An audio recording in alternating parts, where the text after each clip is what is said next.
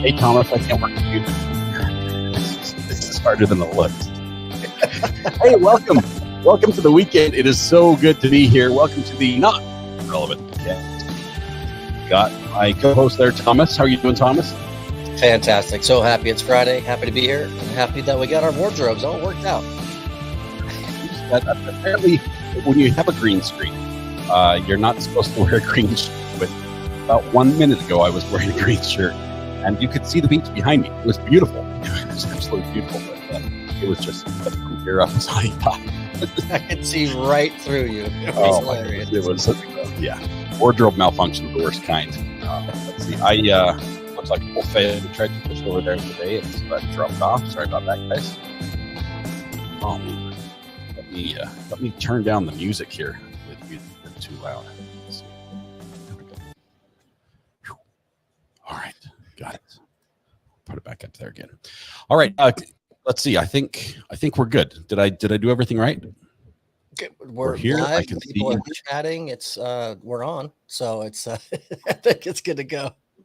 That's awesome. I will tell you that at some point I should have kept it on. I should have kept the green shirt screen on. One day I will, and it will be an accident, but it will live forever in infamy. Screenshots. I'll say this. Later today, we're going to have a little contest where if you have the burner phone number, you may be able to call it, and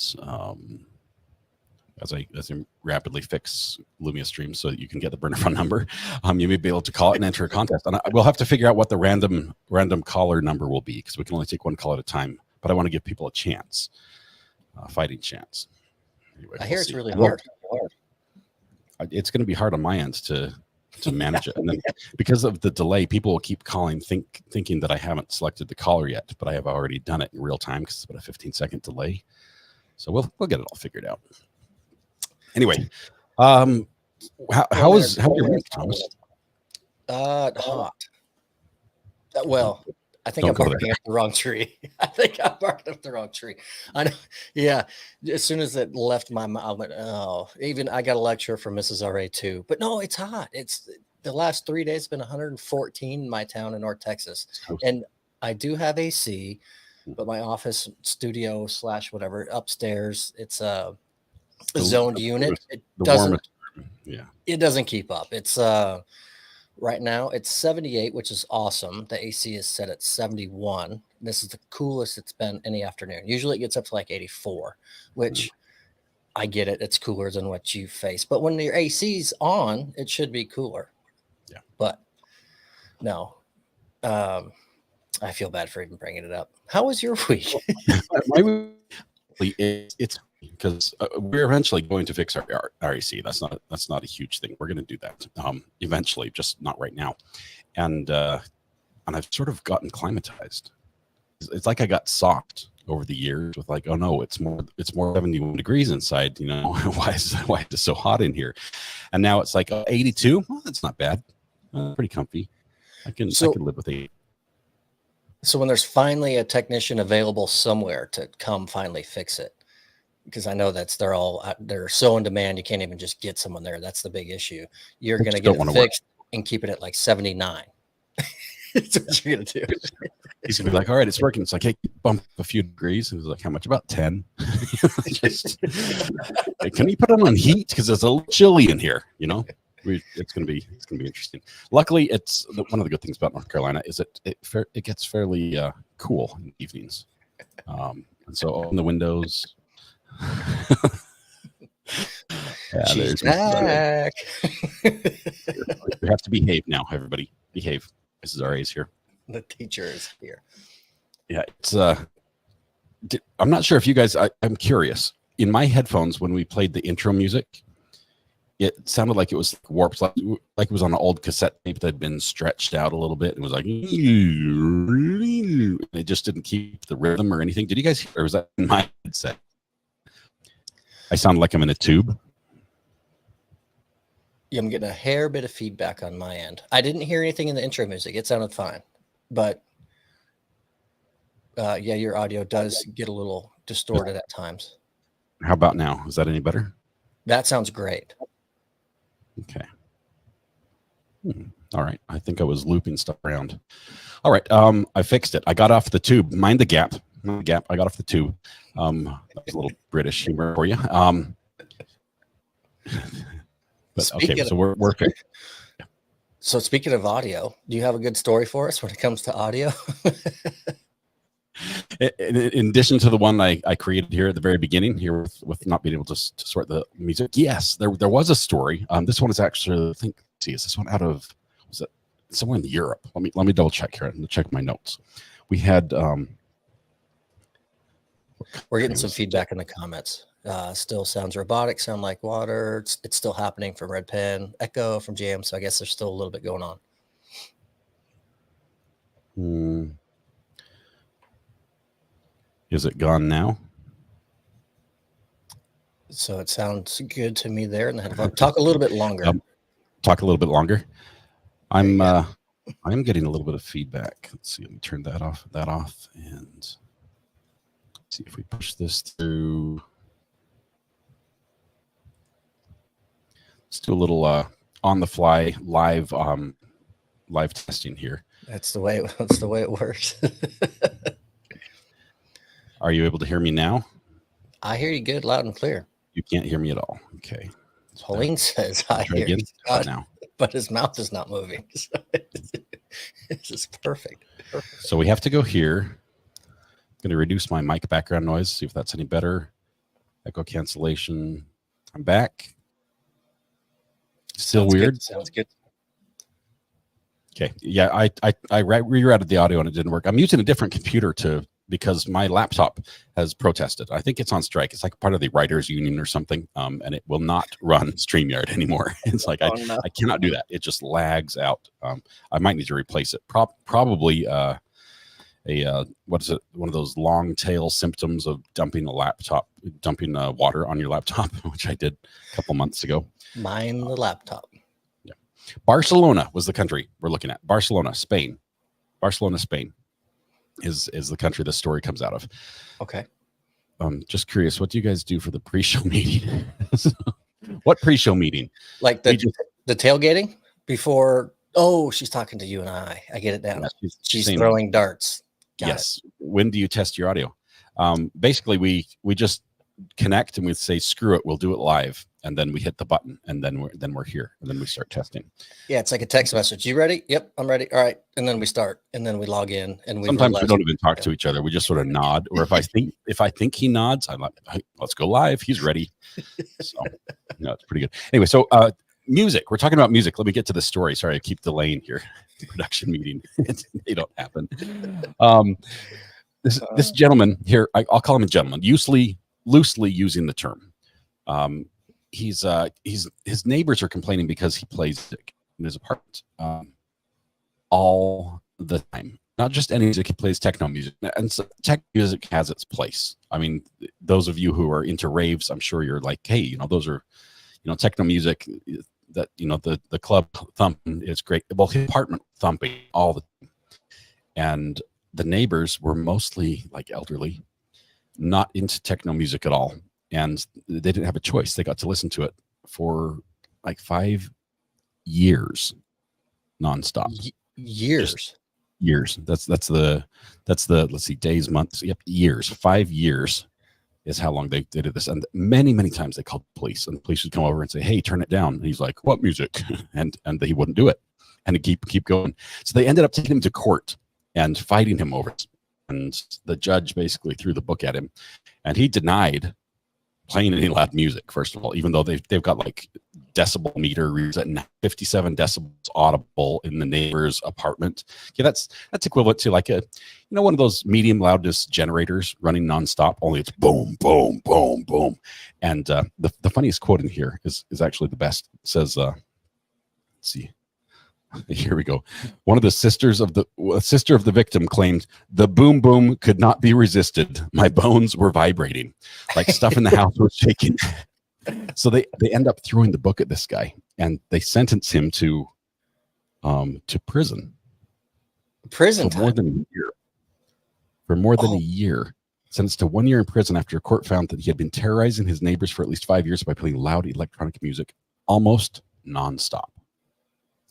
Oh my That's God. that's why we fade out the intro music on the show, because we're worried about the lawsuits that will come if it keeps going. But oh my goodness. So yeah, we have a few people in our neighborhood who like to share their music, and most people don't share their musical taste. And I can, this speaks to my soul as they drive by, and the hand blown glass windows in my antique house rattle, and I'm like, they're just going to blow out one of these days. He's going to turn the bass up, and it's just going to, and it's gone. I get that too. When I was younger, I loved to play my music loud in my car, wherever I was, and didn't have a care in the world for whoever was around me and thought it was cool.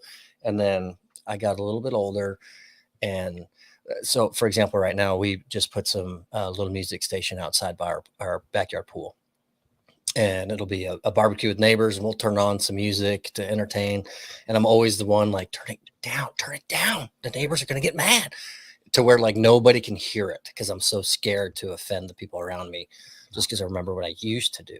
Not everyone likes your taste of music. You know, we always play here in North Texas, where I was playing country when we're by the pool and barbecuing and all that. And of course, most people in North Texas enjoy it, but not everybody. So I'm always like, down, stop, no, okay, music's off, no more. No more music for you guys. Yeah.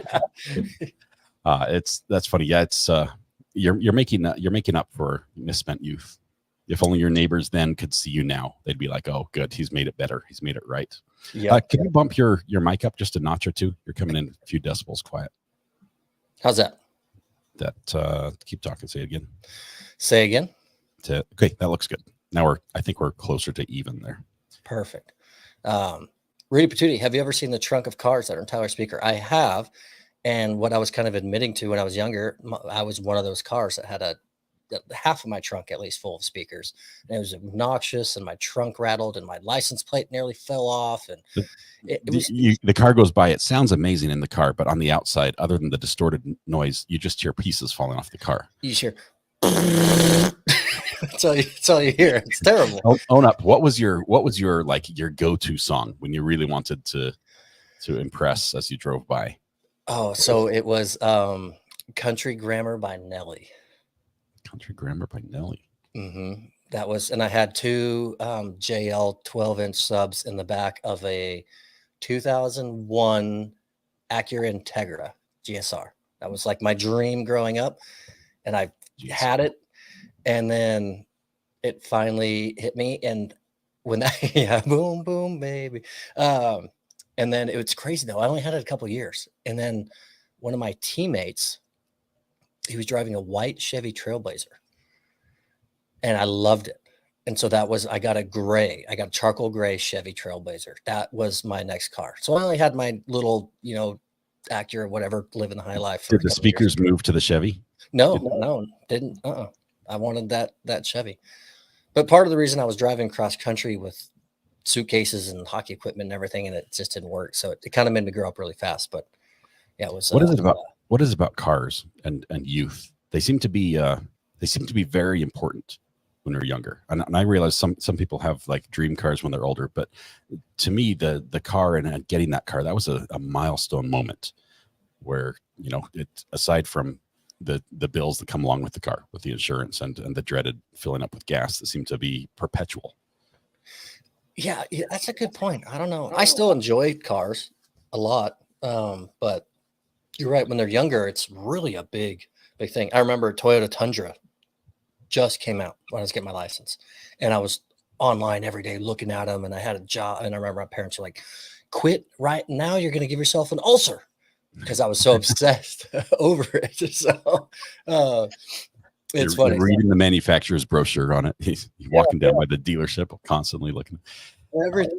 I hung out at the Honda shop. The motorcycles, they're cheaper on gas for sure, but they're those big Goldwing bikes. They're still pretty spendy. Yeah, well, Goldwing, absolutely. We've talked offline. I'm a big Honda motorcycle fan. As we talk, I've got one here right now. They are fun. And I actually rode a motorcycle my junior year in high school. I rode to school every day I could. That is so cool. It was a lot of fun. And my neighbor, we were the same grade. His dad was a professional racer, so he had like 7 motorcycles. So he would drive over to my house, come in the driveway, and we'd hop on our bikes and we would just ride together to school. About a 10-minute ride to and from school. It was really fun because we were the only ones at school that had motorcycles. But I look back at it now, I'm like, what were my parents thinking? That's insane. Let me do what? Yeah. Looking at all these the songs, your go-to song for your stereo growing up. Good Vibrations by the Beach Boys, says Rebecca. That's still a good song. Anything Metallica for Kim. Anything. Yes. Enter Sandman. And Enter Sandman's classic. That was probably the #1 warm-up song played in every hockey arena when I was growing up. Absolutely. I went into an electronics shop yesterday, and it's just like a private little store. It's not like a chain, and they were playing Enter Sandman. That was the music that was going on in the music. I'm like, wow, this is a happening place. There's an old guy. He's about ready to retire, and he's got Metallica going in the background. Still going. I love it. Oh, not when gas was 10 cents a gallon. Oh, that was a long time ago. 95 cents is the youngest I remember, or the cheapest I remember. Mine is the same. Mine is mid to upper 90 cents a gallon, which is crazy to think about now. Back when $20 was all you needed. Yeah, it's insane when I go. You had enough for a drink afterwards. You could fill up and get a drink and go. Now it's like, I just want $20, and then the pump stops when you hit $20, and you're like, well, there's a quarter tank. That should last me for a little while. That's so true. Yeah, my mind's when I go to fill up my motorcycle, which is, it's a 3-gallon tank, right? And I'm like, $17 or whatever it comes out to. It's insane. I used to be able to do it for $2. But every cage driver, the people in cars and trucks, when they look over at a motorcycle that pulls in, they're like, they watch. Okay, everyone looks at the motorcycle, and what happens in the eyes of anyone who's driving a car, the motorcycle guy, he gets out, he gets the nozzle, he pokes it in the tank, and then he takes it back out and puts it back. He's like, oh, you're not going to get any gas. No, he's full. That's all he needed. And he's going to drive as far, if not farther, than you're going to go on that tank of gas that you're dragging behind you. It's so true.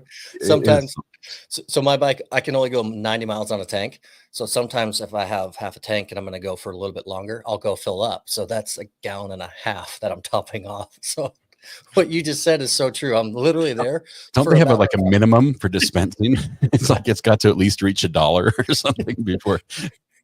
48 seconds, and they're like, oh, he must only have about 50 cents in the bank account for gas because he stopped it and then left. Yeah, I tell you, this Mrs. R.A., she's got a Yukon XL now, and ooh, you got to get a loan every time you got to go pump gas. We visit the gas station more often. We really do. And the time we spend at the gas station seems a little bit longer than we did with other vehicles. Yeah.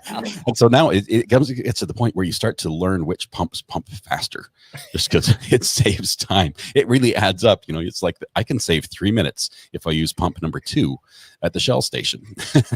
All the rest are slow. It's the same price. It's still going to hurt just as badly to pay the bill. But when it's so hot outside, you're not going to stand there and monitor the pump. You're like, well, I'm going to go inside, get some AC going. Now you're buying some chips and a drink, and the kids come in and I want this, Dad. I want that. And so now it's like a movie night to go get gas in a big vehicle. Sorry, worth it. She loves that car. It is awesome. It has all the little bells and whistles she wanted, so it's great. That's perfect. Speaking of gas, yes, go ahead. Jinx, you owe me a Coke from a gas station. If I have any leftover money after I fill up my tank. The world's largest gas station, world's largest. I have been to this gas station. Well, it's a chain. There's more than one. Mm-hmm. I've been to 3 of their chains a few times, and it is one of the greatest things in the world. And I know there's got to be some people in chat, especially because I know where a handful are from, that know this very gas station. It appears on YouTube videos from people, content creators. I'm watching chat. Boom. There it is. South Carolina. Nailed it. And then right underneath, Eddie, yes, Buc-ee's. Red pen, Buc-ee's. World's largest gas station can refill 120 cars at the same time. 120. 75,000 square feet, 350 full-time employees. You can get your gas, you can get obviously diesel, you can get clothing, blankets, stuff for your car if you need like antifreeze, I coolant, imagine oil. any like road trip treat is going to be there. You want like spicy pickle flavored jerky. It's probably going to be there. Do they have like a jerky section where you can browse? They don't have a jerky section. They have a jerky full fresh deli with like 20 flavors. So I used to live near one. I've since moved, and it's about an hour and 45 minutes away. You and I were talking about this kind of off screen, but I literally yeah, you can get a massage. I've literally driven an hour and 45 minutes one way to go get their ghost pepper jerky because it's some of my favorite ever. But they have another 20 flavors. Half a tank of gas. It's expensive to go to the gas station and drive back. Yeah, now that you put it that way, it's insane. But the barbecues being made fresh in the shop. They've got their own branded candies. I mean, it's insane. It's literally like a little, not a little, like a cut in half Walmart, but way better. You can even charge a Tesla there. By a show of hands in chat, how many of you own Buc-ee's themed merchandise, whether it's a keychain, hat, shirt, sweater, hoodie, socks, underwear? They probably sell underwear as well. I'm guessing. You never know. I don't know. It's a thing. Everyone, you get like Disneyland underwear, you get like Buc-ee's underwear. Some people collect the shot glasses. Some people collect the silver spoons. Other people collect unbranded underwear. Underwear with a beaver on it. This isn't news, is it? Okay, let's see. We've got lots of people. Hands up. Hands are coming up in chat. Let's see. Commands are working. Oh, that's nice. Buc-ee's has the cleanest bathrooms anywhere. I've heard they're known for that. Yes, that's one of their biggest things too. It's insane. It's crazy. The fact that a gas station has the cleanest restrooms. I think that is a point of pride that any business should be proud of. Because anytime you open up your restroom for people to do their dirty work, you're asking for people to come in and make a mess, literally, and so it takes a lot of work. Yeah, you walk into a Flying J, which is a very popular gas station / truck stop, and it's one of the nastiest places you can ever go in. Yet they have a lot of stuff, but it's disgusting. Buc-ee's is 20 times the size, and it's cleaner than many restaurants. Now, one key element I left out, though, the world's largest gas station, yes, it's Buc-ee's, but it's a specific location in Tennessee. They're all over the South. So there's more than one, but this specific largest one is in Tennessee. So yes, they're not all that big, but they're all so close to being that big that none of us would know the difference.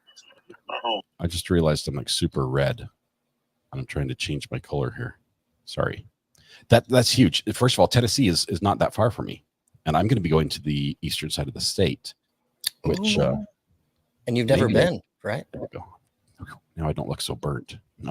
Maybe I can go there and check it out. I have never been there. I've heard about it. I've got some friends from Texas, obviously, who have told me that I need to go, but I need to go check it out.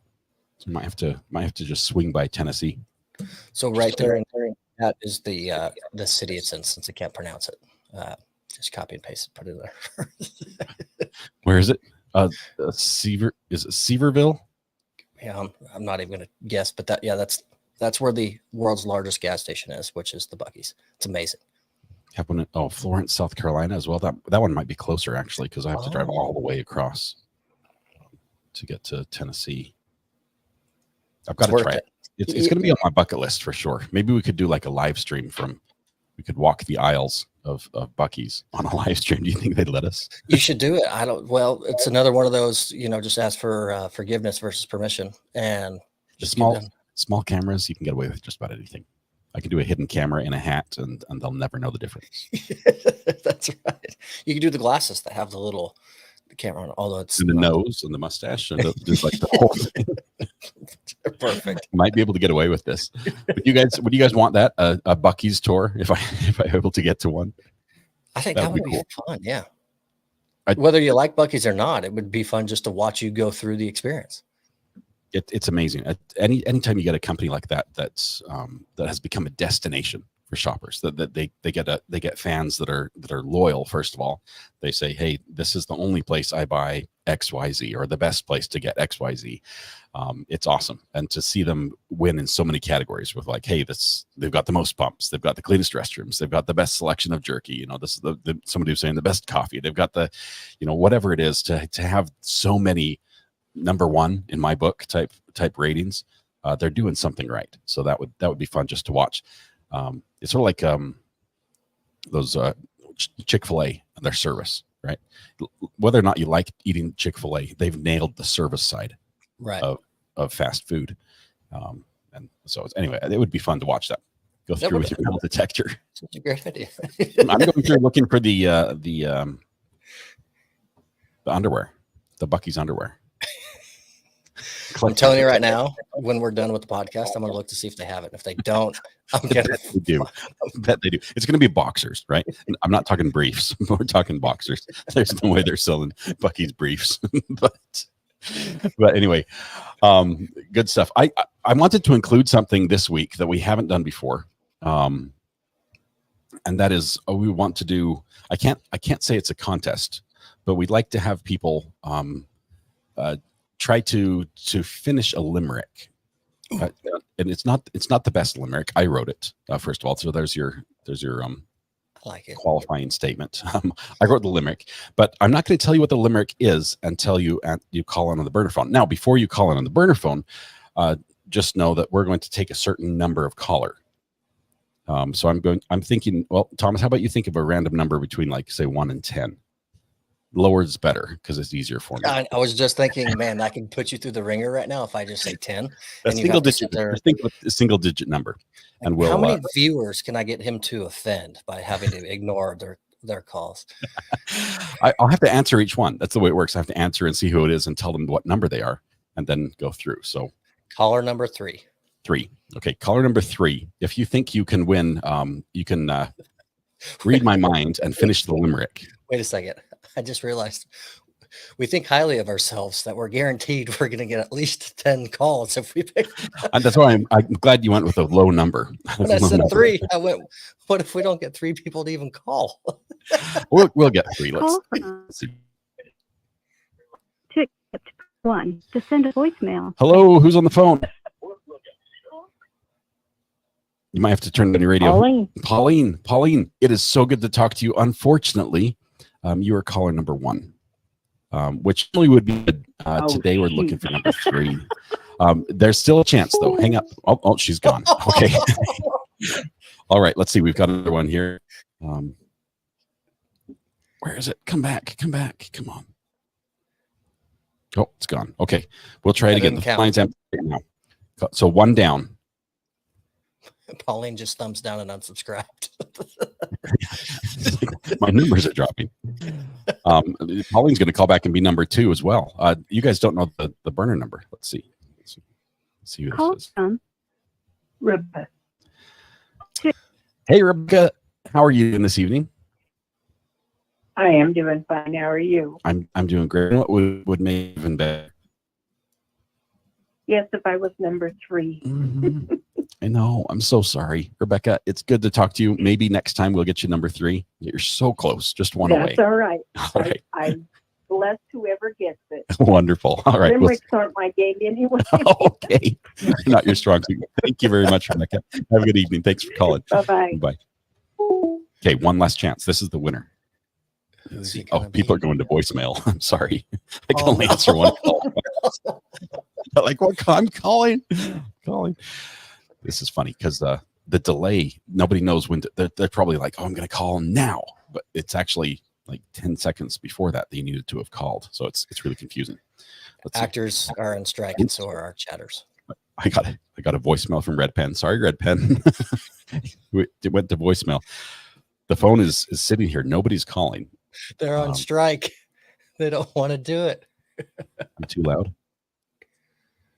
My audio's cutting in and out. Are you hearing that? It did for a little bit when we were on the phone, but it came right back. Okay. Call from. Hi, this is Scott. Who's calling?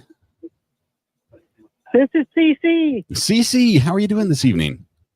Oh, I'm pretty good. How are you? I am great. What caller do you think you are? I think I'm number 3. Then number 3 you are. Are you ready to face our challenge with Finish the Limerick? I hope so. Okay, so this is going to test your skills, and it may also test to see if you watched the show this week. So if you slacked off a little bit and maybe didn't pay close attention, this may come back and bite you. You might have to take an alternate if you're not able to guess it. So we're going to give you one chance here. You can ask Thomas for a clue if you really need help, but listen carefully to the limerick. If you can't hear it clearly, let me repeat it for you. It goes like this. Michael Turney's accused of a crime. The defendant looks far from sublime. The police showed no interest till it blew up on Pinterest, but each witness forgot due to what? Slime. Time?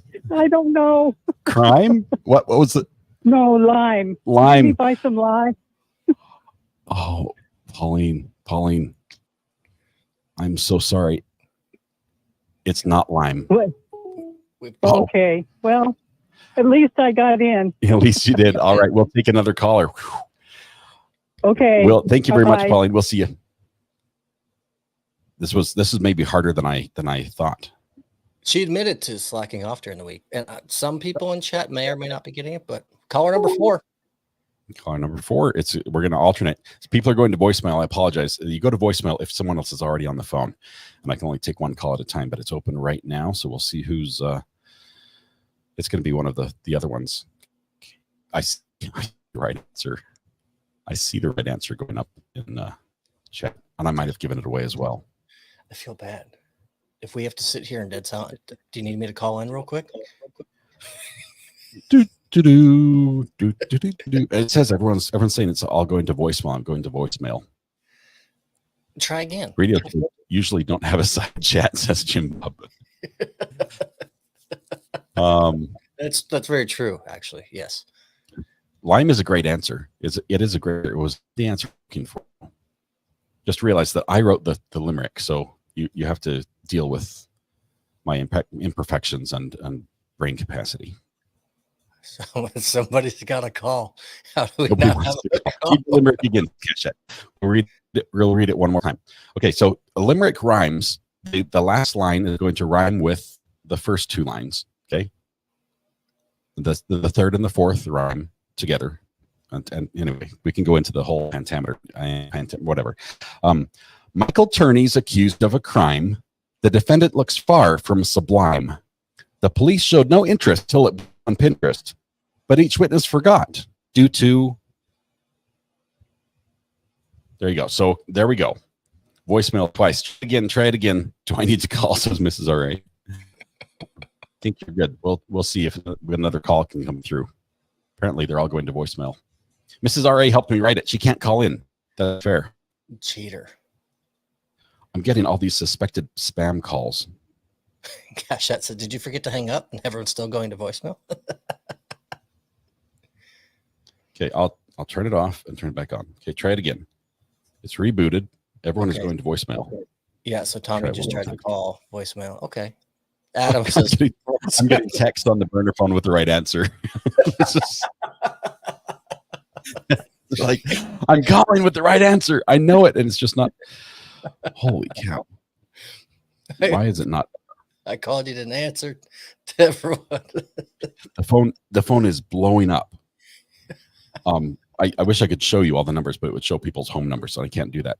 1, 2, 3, 4, 5, 6. That's how fast the calls are coming in. And it won't let me answer any of them. Well, I just took a quick note. Next time we do this, I'll say caller number 1. Caller number 1 is going to be the answer. Phone lines are jammed. Okay, we'll pause. We're going to pick this up in a little bit. Okay, we'll move on to the next segment, and then if a call comes in, we'll pause. We'll go back and we'll get it done. Yeah, that sounds good. Let me turn on that to see if that'll help. You broke the phone. It's broken. It's blowing up. Amber, Many. I don't think you thought this all the way through. It's a burner phone. What do you expect out of this? Is like the cheapest phone you can get, right? It's literally it's free. This is asking for a friend. All right. Time to burn the burner. Yes, it's done. The burner phone has never received an influx of calls like this. I'm seeing Red Pen. You're in here a million times. Adam Nusky's on here as well. Wait, just call one back. Let me call this last person. Let's see who it is. Ready? There we go. Call the number. Now I'm calling you. This is backwards. They're gonna side button on live. It's gonna be a scam caller. It's gonna be like, hey, we're calling about your warranty. Hello? I don't have a warranty. You don't warranty. Who am I speaking with? This is Scott. This is Eddie.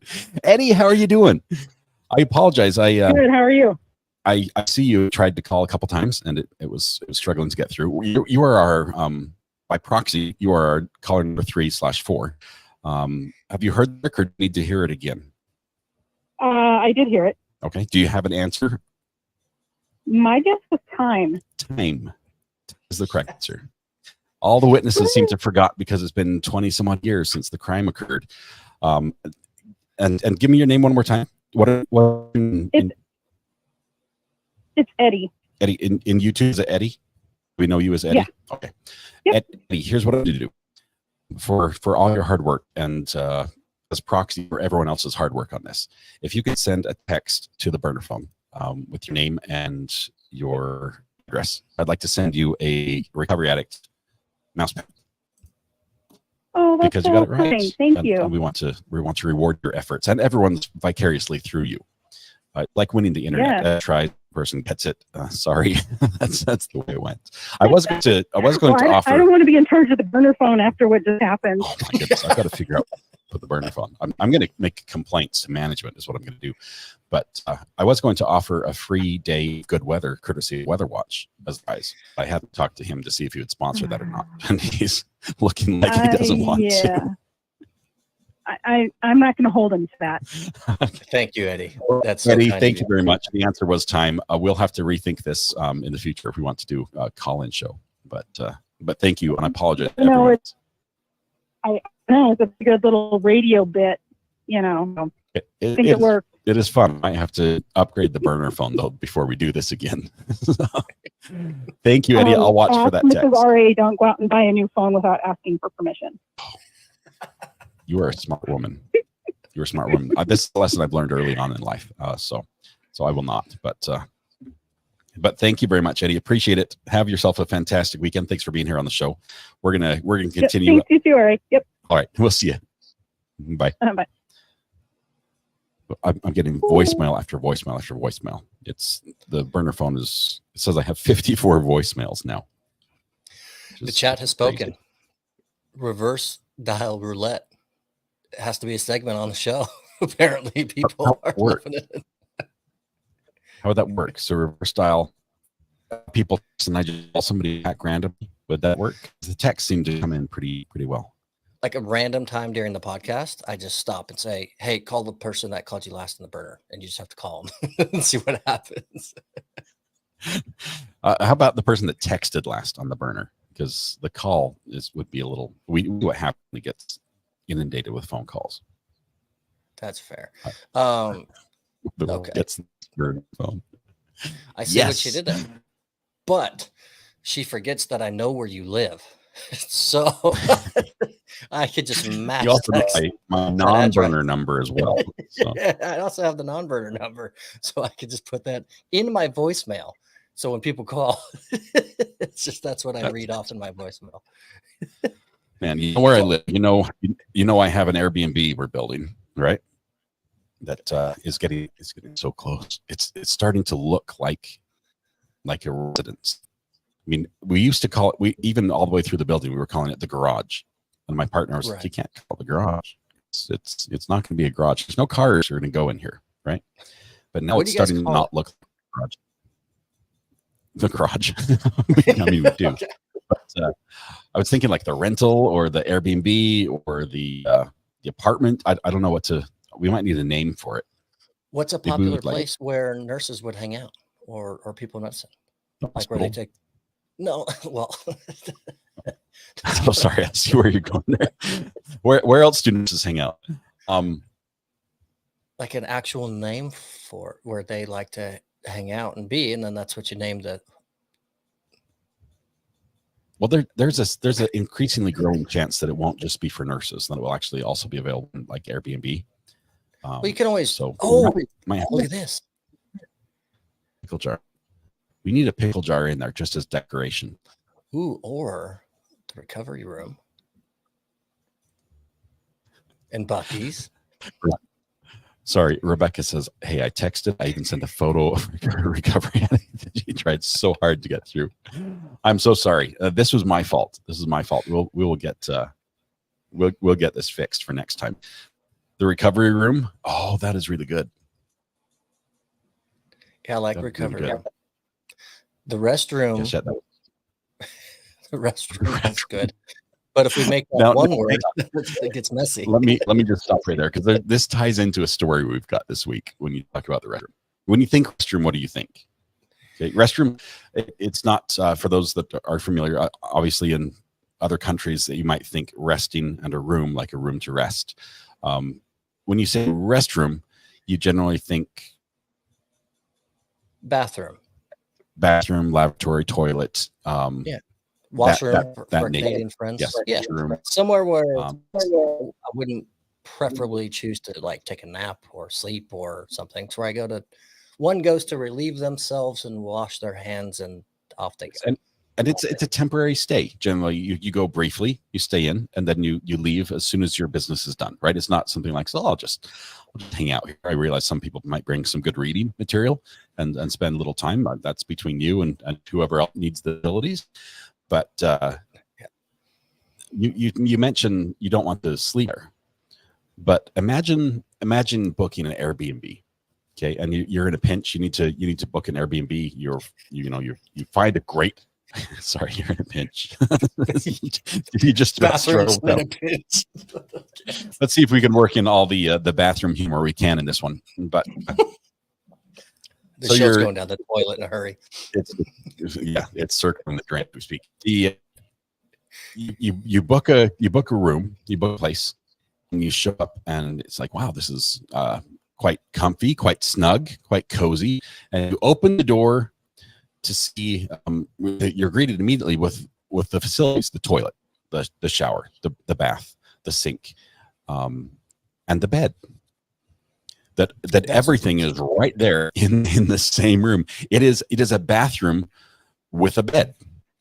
I mean, that's an Airbnb. Bathroom with a bed. Airbnb, bathroom and bed, all grouped together in one. The good side is, should you get the urge late at night to run to the restroom, it's not far to run. You can pretty much just roll over and you're there. A quick comfort breaks.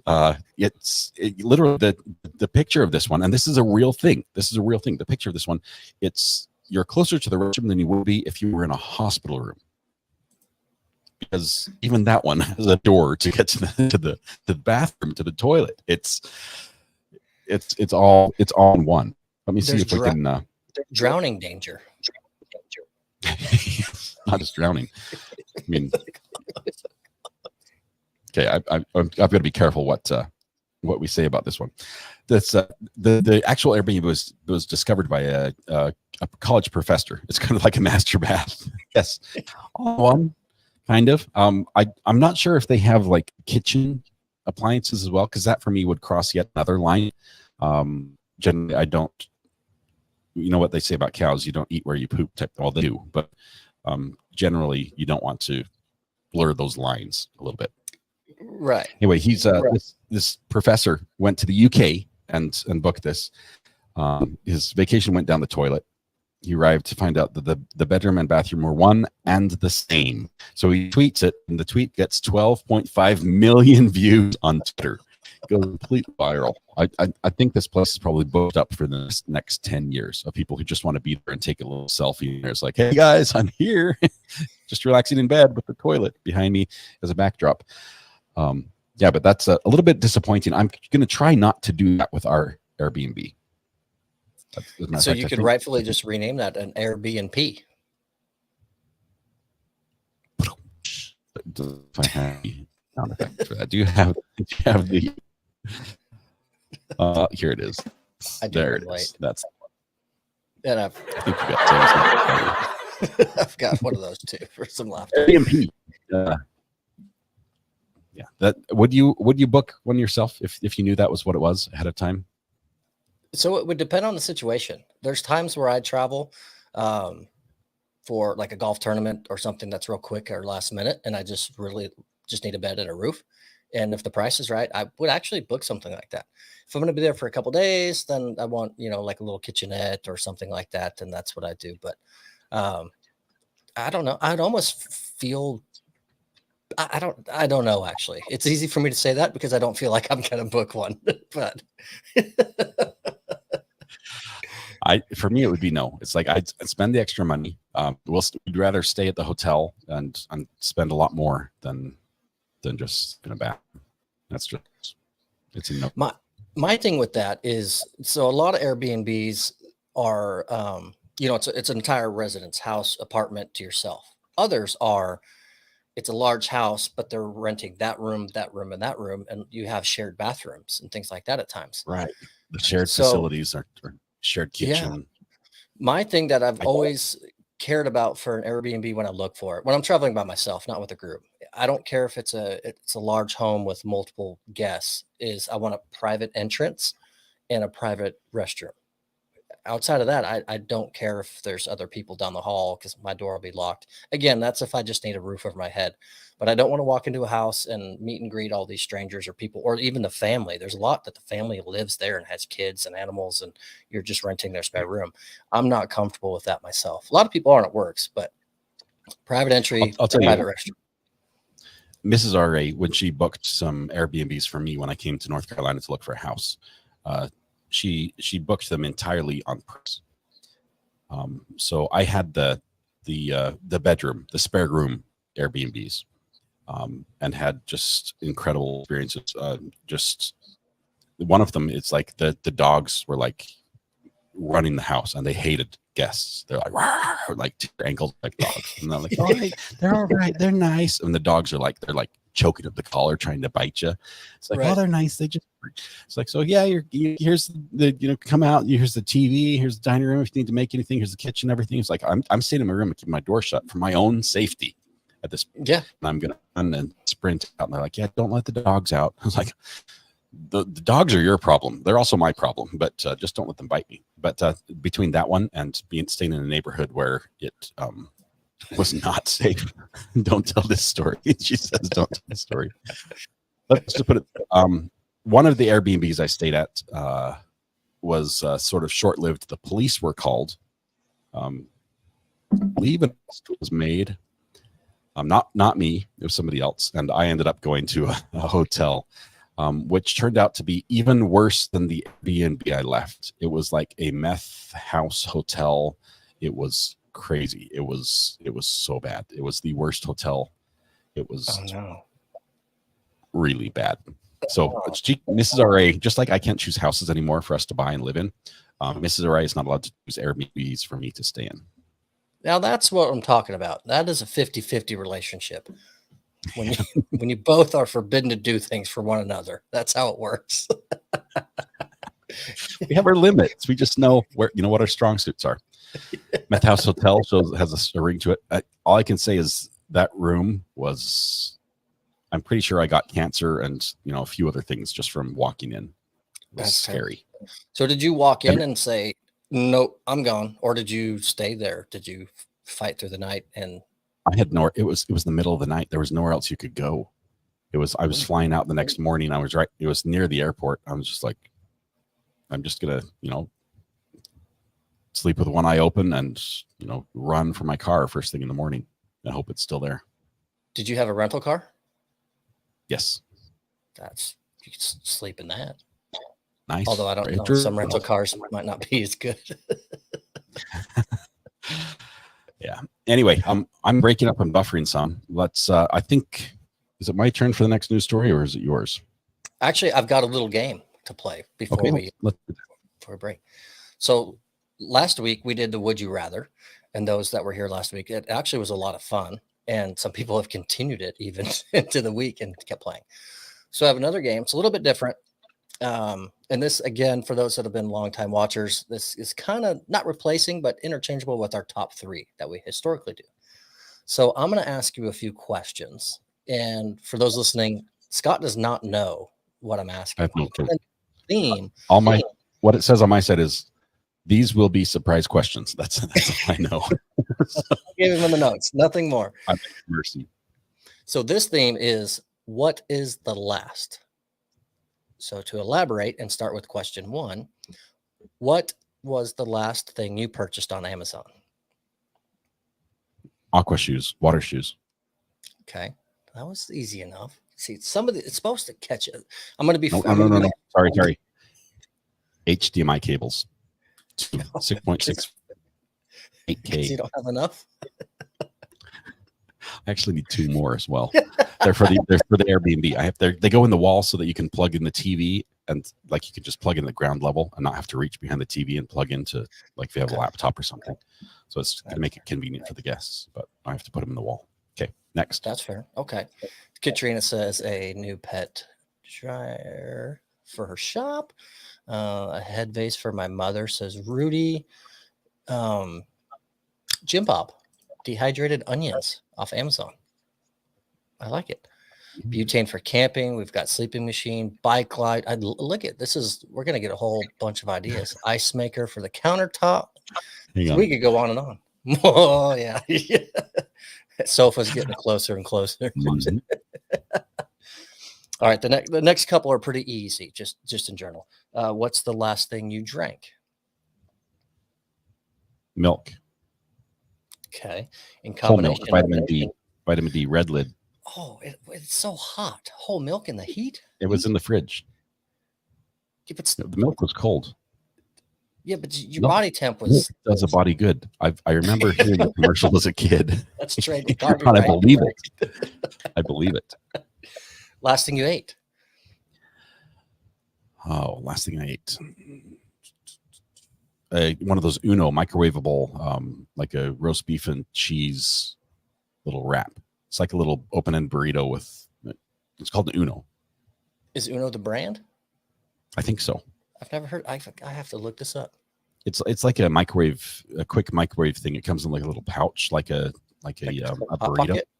Yeah, like a hot pocket, but it's made in a long roll, and they just cut the ends, and so it sort of like leaks out the ends because it's Swiss and beef and leaks out the ends in combination when discussing food. I don't know if it's the most advertising. Hot pocket. Does it make it sound better if I say hot pocket? Because it's basically the same thing. It's got the bread wrapper on the outside and some cheese and meat on the inside. It was a hot pocket, a calzone, like a calzone, but do they make pizza too? Am I saying this right as I look this up? The ones I have are just beef and cheese. Interesting. I'm gonna look this up. The pizza looks kind of good. Okay. By the way, for those that are curious and that are, I don't know, trying to think how to put this. Anyways, Hot Pockets Stand Up by Jim Gaffigan. There might be a cursey word or two in there, if I recall, maybe one or two. Not bad at all. But if you like to hear jokes about Hot Pockets, Jim Gaffigan, great skit. It's actually really funny. And every time we say Hot Pocket, it just sticks in my head and I can't get over it. Okay. Last time you got embarrassed, and what for?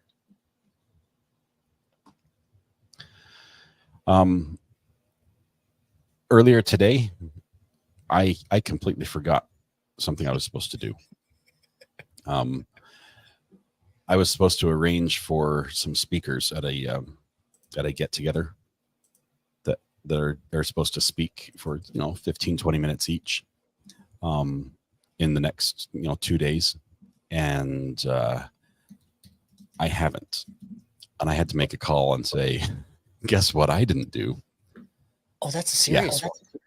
Mm-hmm. I still haven't resolved this issue. I'm going to do it after the podcast. I need to call and start begging people, say, hey, can you be a speaker? Yeah. On very short notice. I'm going to take the heat off here real quick. She put in chat whether I should be answering these too, and I deleted her comment out of chat really fast. Quick banner. Get her out of here. Put her in timeout for 5 minutes. Okay, I've got this is the last one because we can go on for days and days, but I want to be able to do this again in the future and have more questions. You save some. When's the last time you had to tell a little white lie, and what was it? I was on the front porch this afternoon. Everything today. Some neighbors came over, and he's a bit of a prankster, and he was he had like been doing something with paint and was trying to tell my son that that if he touched him with the hand of the paint, it was actually a fungus that would grow on him. And the neighbor's a doctor.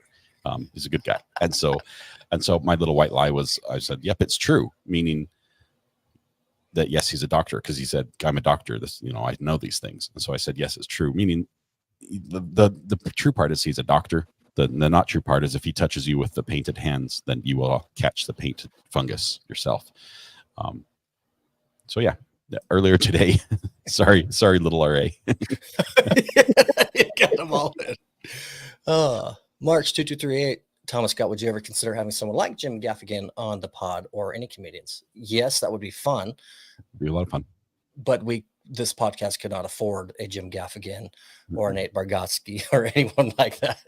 But we are struggling to afford a Matthew Harris. So we had to do that for plans, actually. So we're still trying to pay that one off. The budget is small. It's empty. But a lot of the big names, they do. You can't book them. Anybody can book them. They'll do a show for the right price. But you end up spending a couple $1,000s on it, and it would be fun. It would be really cool. But it would be yeah, cool. Adam would be great. Adam would be fun. Absolutely. Peter as well. Red Pen.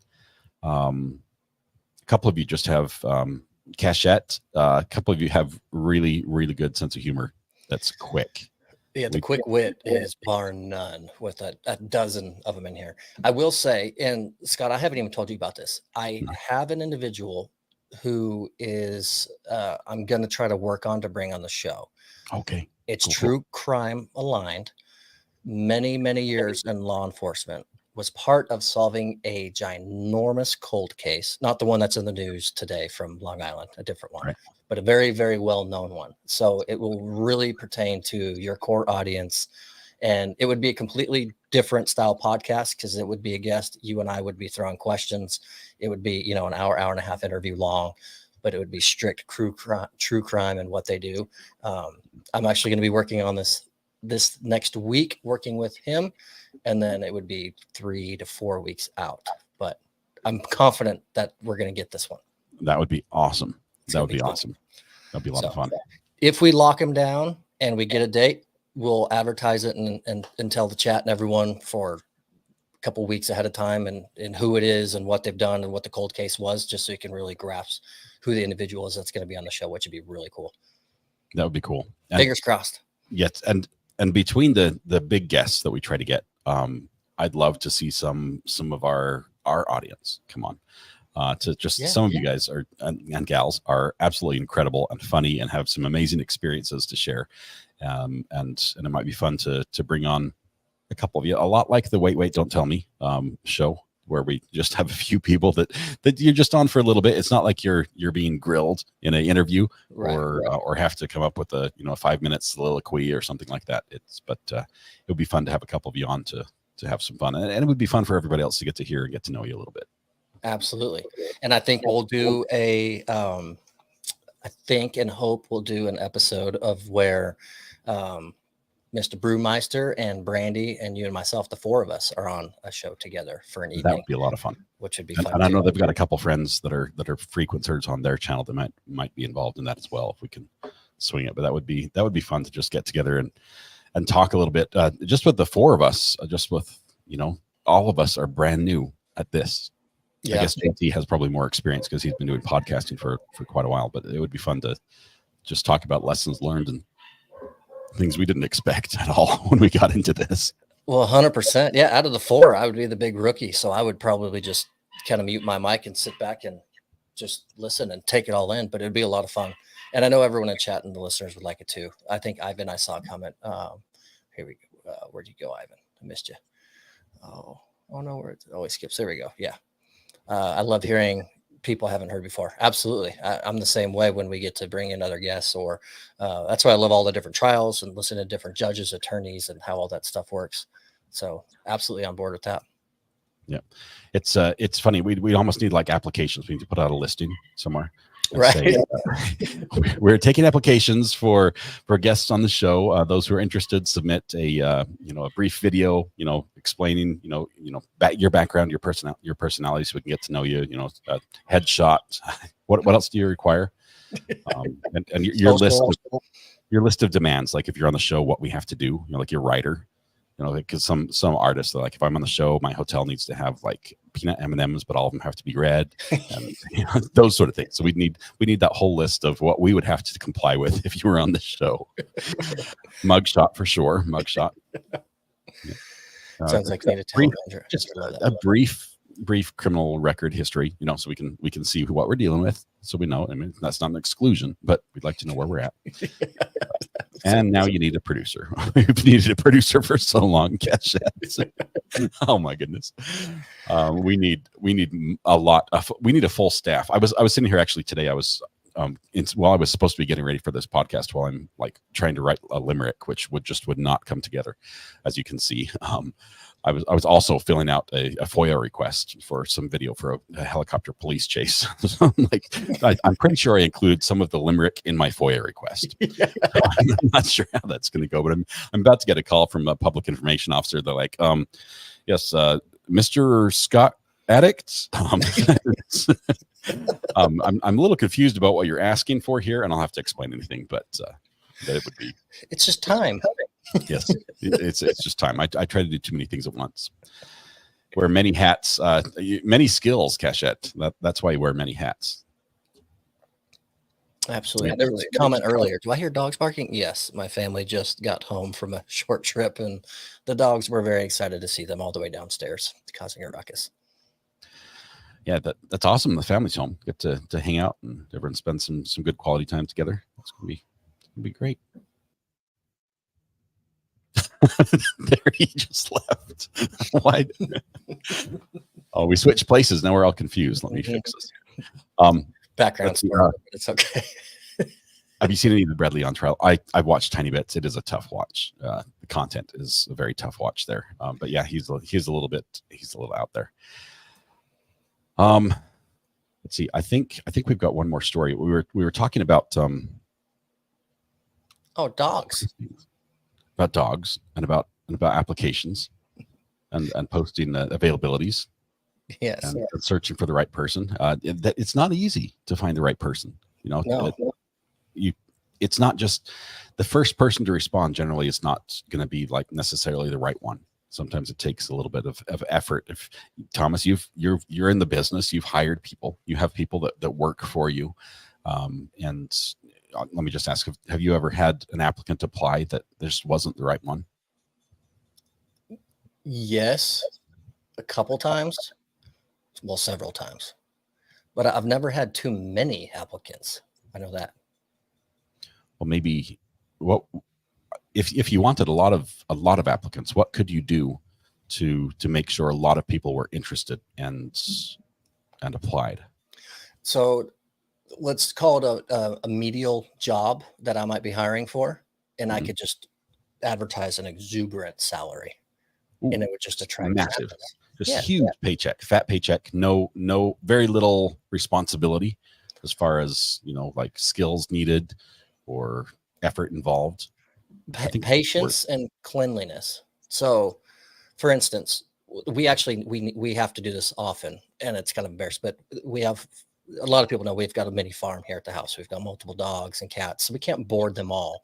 It's actually more affordable for us if we leave for 3-4 days to hire someone that can actually stay at the house for the 3 or 4 days to tend to the animals. Boarding them all would be 3 times as much. A pet sitter. Mm-hmm. What we don't do, like this person does or did, is put on LinkedIn an ad.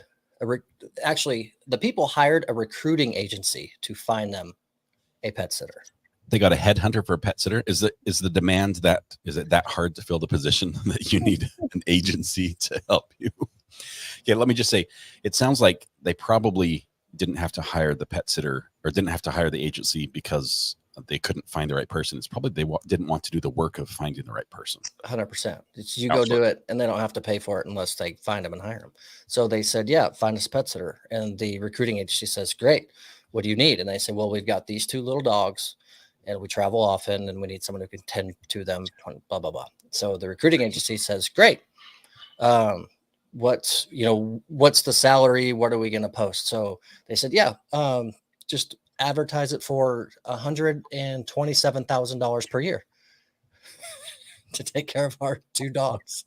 $127,000 per year salary to take care of 2 little Bijams. Did you say 127,000? Is the listing still up? It got so much traction because of the price. Oh, you did it to me now. What comes around comes around. $127,000 to watch 2 dogs.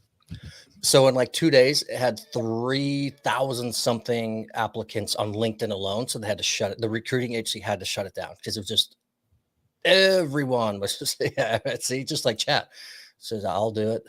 Katrina, will you hire me? Everyone's in. Katrina, you actually have skills in this area. You with pets, you have like a resume that would be impressive in that area. I imagine. Yes. Did the water come out of your nose? Yes, a little bit. 127,000 for 2 jobs. That is a lot of water. I mean, that's a lot of money. That is a lot of Deer Park water. Absolutely. If you could do. So yeah, they shut down the post. So we don't know. I will say it is a billionaire family out of the U.S. that recently relocated to London, but there's no follow up to if they found someone to take on the job. Yeah, it's crazy.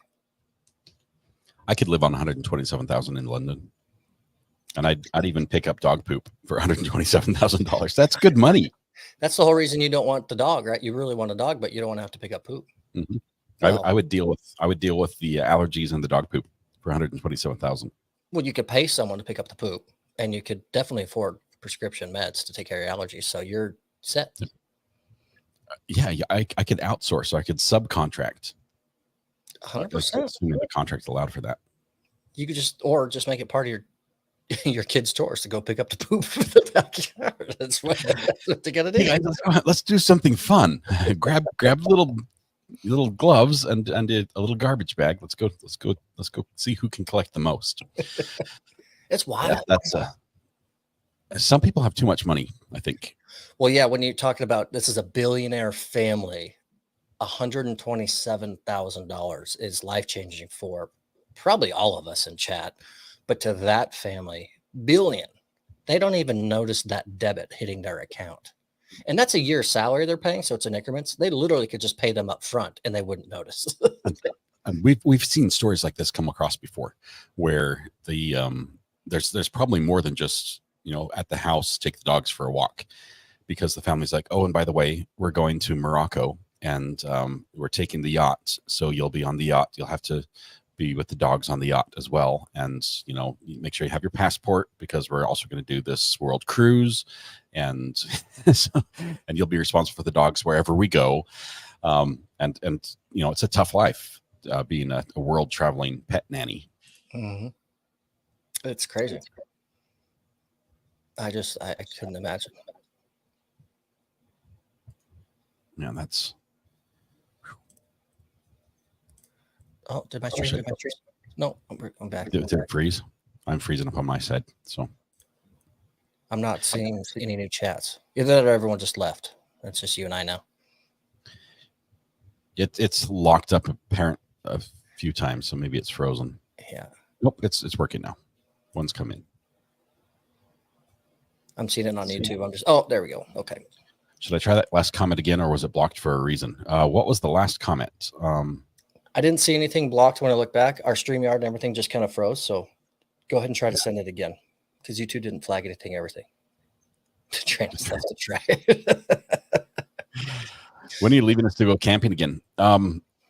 Next week. So we're going to have to figure out how we follow the trial next week. It's almost over.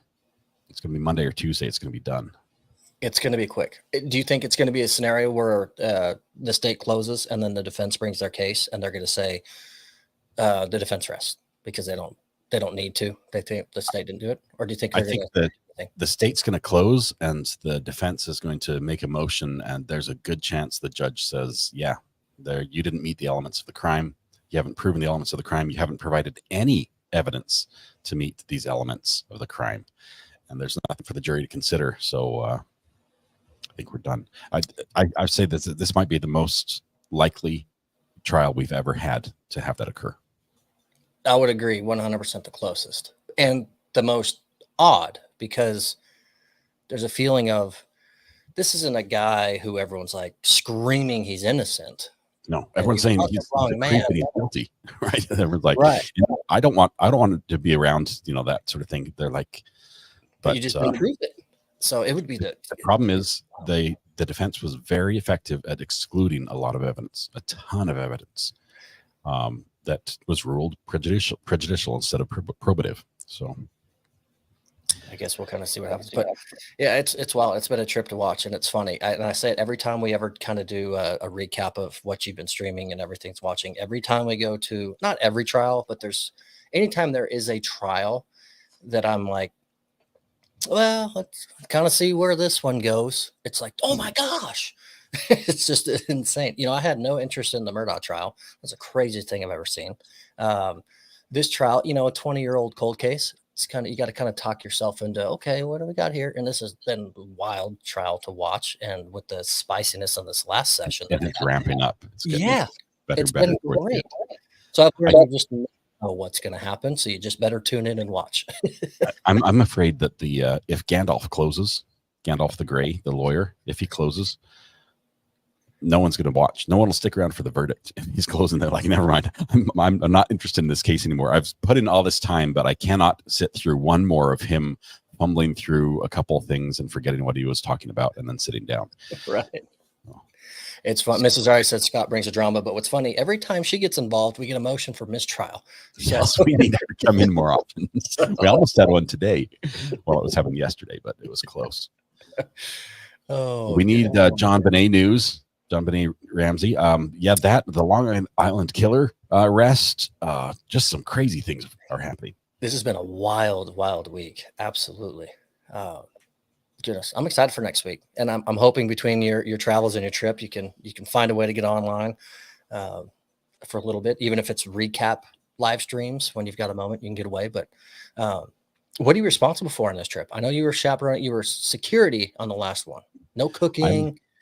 I'm supposed to teach a class to a bunch of boys age, I think 12 to 18. That's right. And so you're going to create little felons. Yes, I'm going to teach them how to lockpick. Yeah. I don't know what else I can teach them. I mean, we're in the middle of nature. It's not like I can teach them how to be a YouTuber. I mean, I guess technically I take all my gear, but most of them have phones and probably have a YouTube channel of their own. So they're TikTok stars. They're probably better at this than I am. But I'm a better lockpicker than they are, and so that's something I can do. But breaking and entering 101. We're trying to come up with a good name for it so that the parents don't get like mad at me. Like, you taught my son what? Yeah, it could be like if you're ever held captive, here's how you do it. And so you just chain up one of the kids with a whole bunch of padlocks and watch them not get out. And well, maybe not go that far, but you could. I'm thinking that might cause other problems if you did that. But we've got something.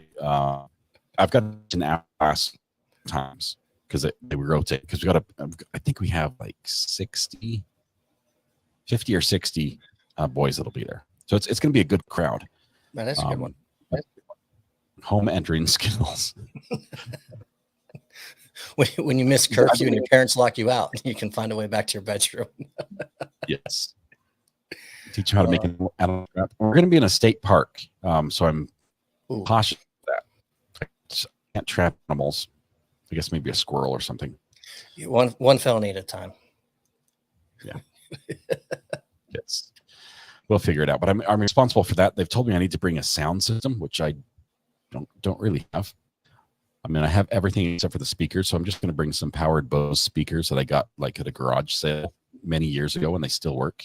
I use the howl to play scary sounds out in front of my house. So I'm going to bring those and a couple wireless microphones. I think a generator and a tent and a big car to haul people. I think those are my only responsibilities. A big car to haul people. Everything always sounds a little bit different on a true crime channel when you're listening to things. We just need to haul bodies. That's all I need. Need bodies transported to the lake. That's what we're going to do. That's always what happens. It comes to mind. Do you leave over the weekend or do you leave on Monday?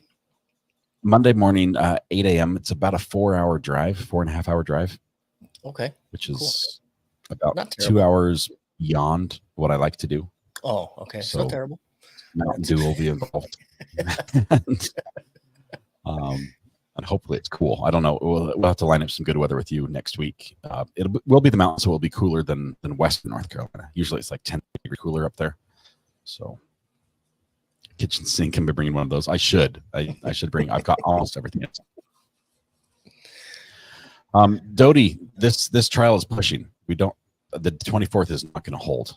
That's all I can say. Just with what we've heard with the judge, Sarah Boone, there's no way it can go forward on the 24th. Gets pushed and pushed. It's wild. Yeah. All right. Well, I will not be going out of town. So if there's anything I can do to help and be assistance of too, happy to do so. And we'll talk about the podcast for Friday. See what happens. I'm coming back. I should be back. Like I should be home for the podcast, but I'm not sure if I'll have my studio set back up for the podcast. Because I'll have all my gear. 42 cables have to be replugged in correctly, which takes some time. And I'll probably just be like one giant mosquito. Coming to you live from the front seat of the Yukon on my iPhone. Yep, that's how it's going to roll. Perfect. Well, that sounds good. It's awesome. That is wonderful. Scott, enjoyed it again. Another fun one. I love the games. The stories are great. I'm glad your Airbnb is not like the one we heard in the story. Yes, it's going to be better. It's going to be better. I'll post pictures eventually. It's going to be good.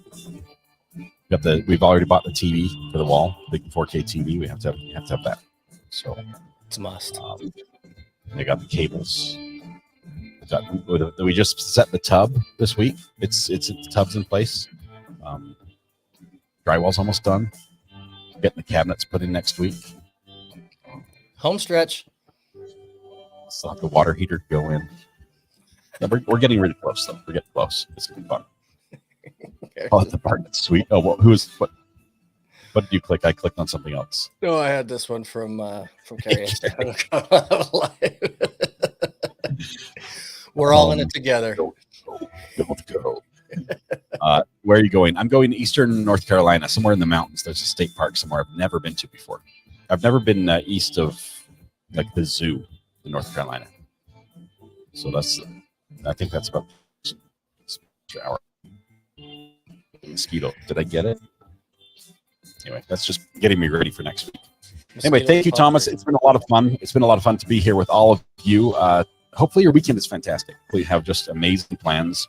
Something coming up that will be memorable and incredible. We'll get to talk about it next week I will be going live next week from the mountains, and hopefully I'll be able to include chat in some way. Maybe not on the screen. I'd have to take like all my computers with me, which I have to draw the line somewhere, right? I cannot take everything. I'm supposed to have room for some of the boys' gear, and if I show up with a big Yukon and I'm taking all this myself. Yeah, that's not gonna fly. Not ideal, but it'll be fun. Thank you, everyone, for taking time out of your Friday night. Some of you across the pond, edging into your Saturday morning to join us for our podcast. We love it. We love being here. We love doing it. I hope you all have such a fantastic weekend. All right, we'll see you guys. Have a good one. Bye.